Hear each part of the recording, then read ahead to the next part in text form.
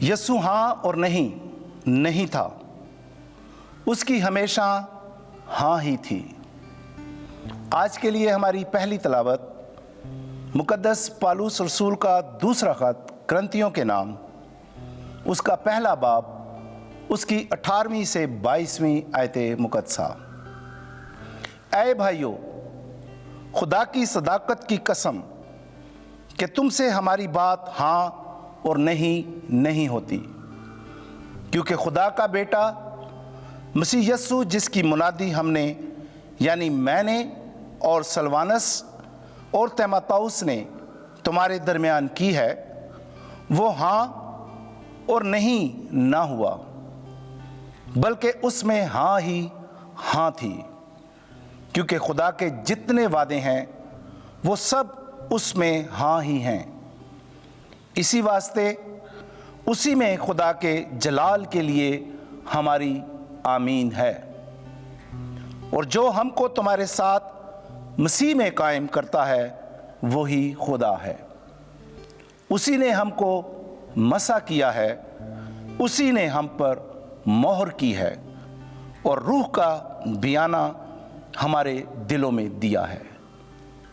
پاک کلام کے پڑھے جانے اور سنے جانے پر خداوند کی برکت ہو۔ زبور 119۔ جماعتی جواب: اپنا چہرہ اپنے بندے پر جلوہ گر فرما۔ تیری شہادتیں تعجب انگیز ہیں، اس لیے میں ان پر عمل کرتا ہوں۔ تیرے کلام کی تشریح روشنی بخش ہے، وہ نو آموز کو فہمی دیتی ہے۔ جماعتی جواب: اپنا چہرہ اپنے بندے پر جلوہ گر فرما۔ میں اپنا منہ کھولتا اور ہانپتا ہوں، کیونکہ تیرے احکام کا مجھے اشتیاق ہے۔ میری طرف توجہ کر اور مجھ پر اس قضا کے مطابق رحم فرما جو تیرے پیار کرنے والوں کے حق میں ہے۔ جماعتی جواب: اپنا چہرہ اپنے بندے پر جلوہ گر فرما۔ اپنے قول کے مطابق میرے قدموں کی ہدایت کر اور کوئی بدی مجھ پر غالب نہ ہونا پائے۔ اپنا چہرہ اپنے بندے پر جلوہ گر فرما اور اپنے قوانین کی مجھے تعلیم دے۔ جماعتی جواب: اپنا چہرہ اپنے بندے پر جلوہ گر فرما۔ آمین۔ خداوند آپ کے ساتھ ہو۔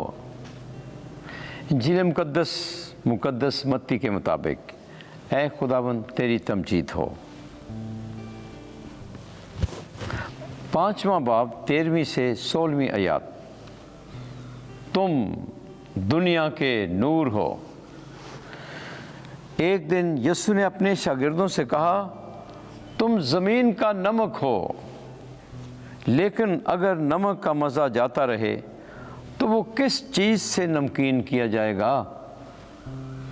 پھر وہ کسی کام کا نہیں سوائے اس کے کہ باہر پھینکا جائے اور لوگوں کے پاؤں کے نیچے روندا جائے۔ تم دنیا کا نور ہو۔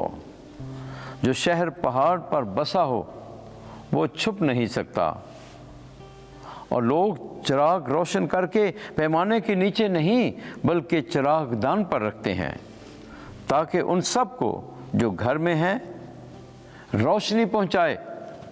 اسی طرح تمہاری روشنی آدمیوں کے سامنے چمکے، تاکہ وہ تمہارے نیک کاموں کو دیکھیں اور تمہارے باپ کی جو آسمان پر ہے تمجید کریں۔